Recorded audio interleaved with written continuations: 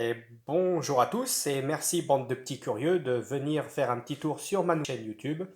Alors pour commencer cette vidéo, je vais vous donner un test, mes impressions à moi sur ce coffret Blu-ray de Stallone, les deux derniers opus de Rambo, John Rambo et Rambo Last Blood.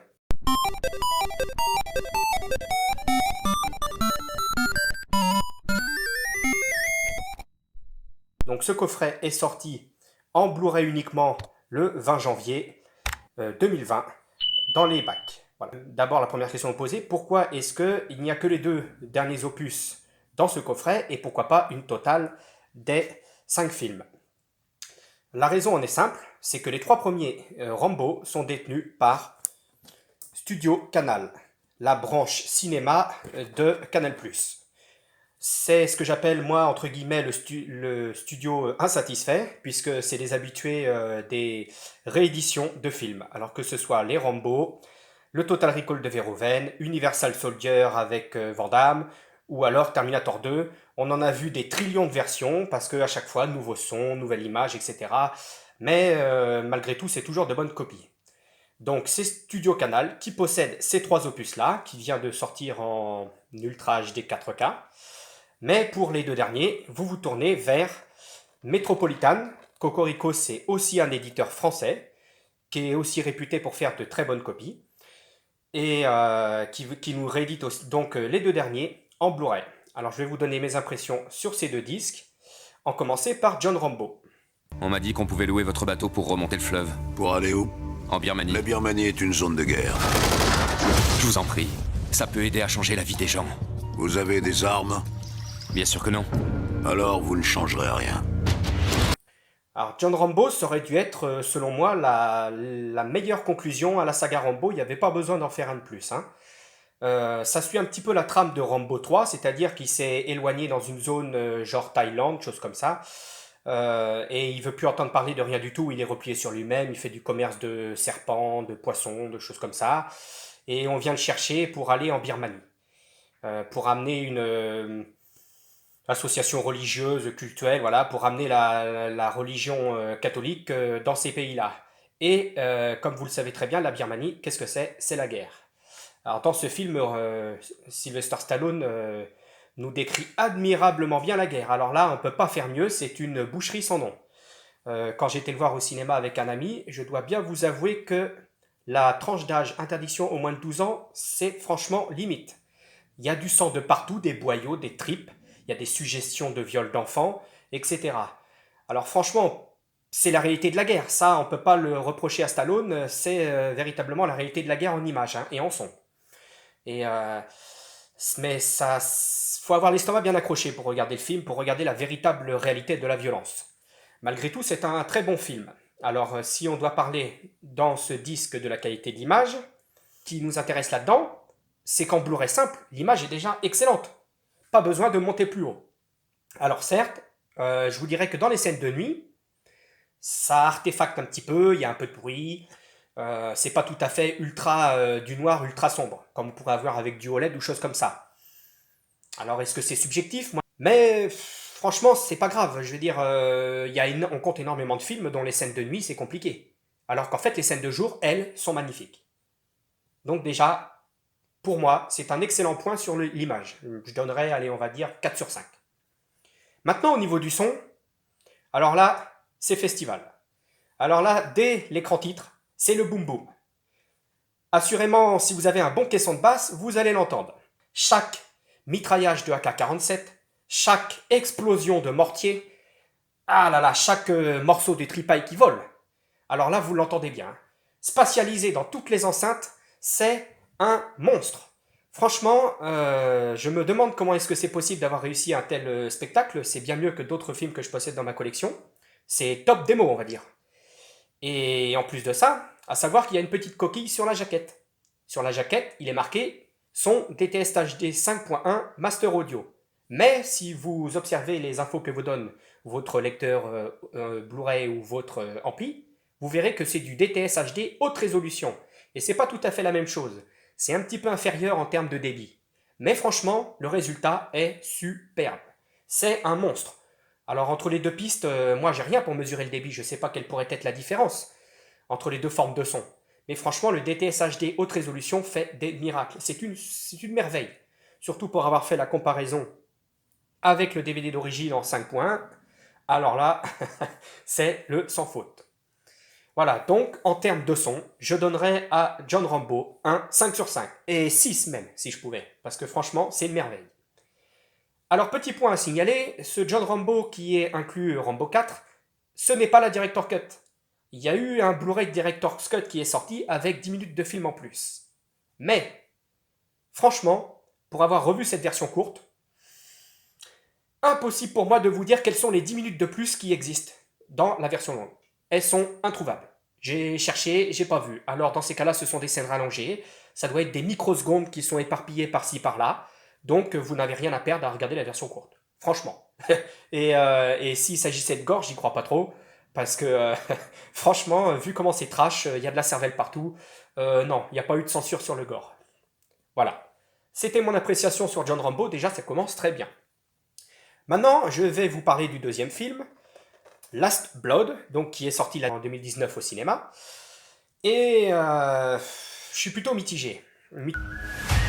Et s'ils viennent me chercher, c'est la mort qu'ils trouveront.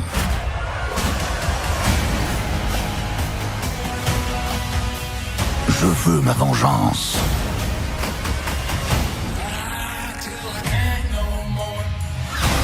Mitigé au niveau de l'histoire. Il n'y avait pas forcément nécessité à faire un Rambo de plus. Hein. Tous les sujets ont été traités. Vous avez eu le Vietnam. Ensuite, vous avez eu l'Afghanistan. Bah, le plus logique, ça aurait été qu'ils traitent de l'Irak. Mais on a déjà vu ça dans toute une série de films comme Jared. Donc au final, les scénaristes, y compris Stallone, ça c'est bien. Stallone co-scénarise toujours chaque Rambo, donc il y a un petit peu de fidélité. Les scénaristes ont préféré se tourner vers les cartels de drogue mexicains. Alors là, non. Moi, je suis pas trop d'accord. Hein. N'est pas Pablo Escobar qui veut. Hein. Si vous voulez voir du bon cartel, je vous recommande les séries Narcos et Narcos Mexico, tout à fait dans le thème, sur Netflix. Et même El Patron del Mal, également sur Netflix, qui est une telenovelas en 70 épisodes, à regarder en espagnol hein, pour plus d'authenticité. C'est romancé, certes, mais là, vous avez du vrai cartel, quoi. Vous avez de la vraie entourloupe, voilà, c'est... on va dire c'est un petit peu moins bling-bling que dans ce Rambo Last Blood. Là, vous avez vraiment trop de clichés, quoi. Et Stallone, commence à être vieux, quoi. Hein. On sent qu'il est vraiment fatigué. Alors, ce qui est bien, c'est qu'ils exploitent ça en lui faisant prendre des médicaments. Voilà, il est complètement traumatisé par le Vietnam. Alors, il consomme de la boîte de médoc à fond. Ça, très bien. Apparemment, son père, dans l'histoire, avait fabriqué des tunnels. Hein. Il était autant traumatisé comme soldat du Vietnam que lui.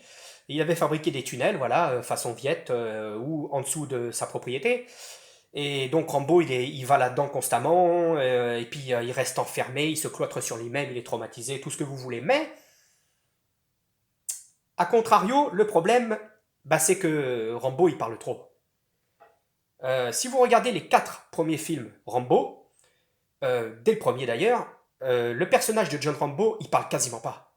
Il arrache un mot par-ci par-là, mais franchement, c'est le regard noir, il peut péter un plomb d'un coup, la colère prend le dessus, l'adrénaline, mais pas les paroles, il parle pas. D'ailleurs, il a pas l'air d'avoir trop de caboche, on va dire. Il est tellement traumatisé, il a pas d'études, il a pas...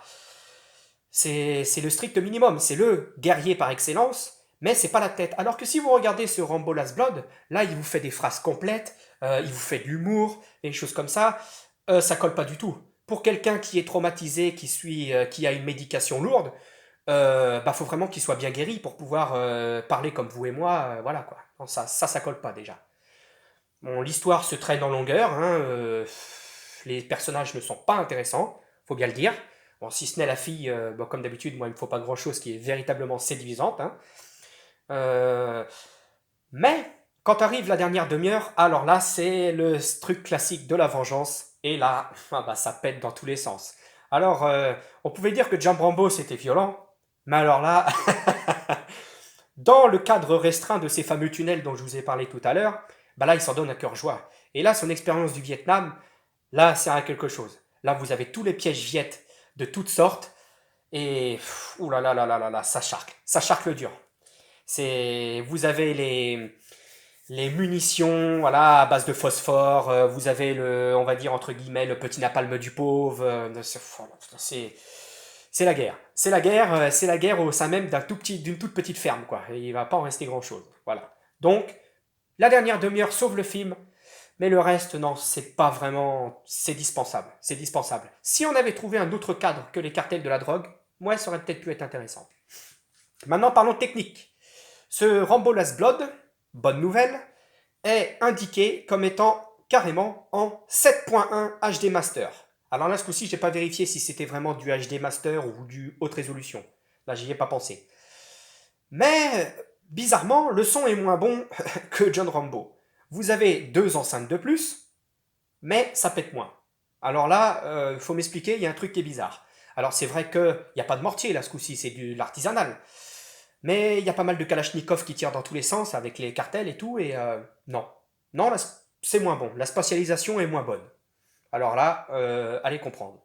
Donc, sur ce point-là, au son, je vais donner un 3 sur 5. Maintenant, au niveau de l'image, eh ben, on parle d'un film qui est de 2019. Donc forcément, l'image, elle est excellente. Si ce n'est, évidemment, des scènes de nuit. Les scènes de nuit, comme je le disais tout à l'heure, c'est toujours le problème dans les films. Par contre, pour ce qui est des scènes de jour, alors là, c'est sublime. Franchement, bon bah là, on est plus dans le contemporain, avec la ferme de la famille Rambo. Là, c'est superbe. Vous avez des rumboleurs de foin, des choses comme ça. Ça, c'est très beau. Un beau soleil, des beaux arbres, l'Amérique, quoi. Par contre, question Mexique, bon bah là, vous avez le droit aux favelas, vous avez le droit à toute la misère du monde. Mais c'est beau. C'est bien. Là, on sent la qualité HD. Il n'y a pas de problème là-dessus. Alors, pour l'image, eh bien, je donnerai un 4 sur 5. Maintenant, on va parler des bonus. Les bonus de John Rambo sont très fournis. Alors là, vous en avez un paxon. Hein. C'est tous ceux que vous aviez dans le... Bah, c'est le Blu-ray d'origine, hein, donc vous en avez une bonne dizaine. Impeccable, tout ce qu'il faut. Par contre, au niveau de Rambo Last Blood, bah là, c'est minable. Vous avez un entretien avec le musicien et vous avez un petit making-of du pauvre qui fait 20 minutes. Bah là, c'est léger quand même. C'est vraiment léger, quoi. N'allez pas me dire que la capacité du disque, elle était surchargée, quoi. Il y avait certainement de quoi en mettre plus. Mais bon, voilà. C'est comme ça. Alors, franchement, si vous n'avez pas eu l'occasion de découvrir ces films au cinéma, j'ai envie de vous dire au choix. Soit vous achetez John Rambo en director cut, qui devient extrêmement rare dans le commerce. Il faudra faire appel encore à Amazon, n'en déplaise à certains. Voilà, celui-là, il est très bien. Par contre, Rambo Last Blood, non. Je crois qu'on peut passer là-dessus. On peut passer, c'est dispensable. Sauf si vous êtes vraiment un fanatique des cartels de la drogue. Alors là, non. Non, tournez-vous vers même Pablo Escobar et le patron, ça c'est vraiment le boss. Voilà. Donc je vous souhaite une bonne journée, à bientôt, et que vous me disiez ce que vous en avez pensé. Au revoir.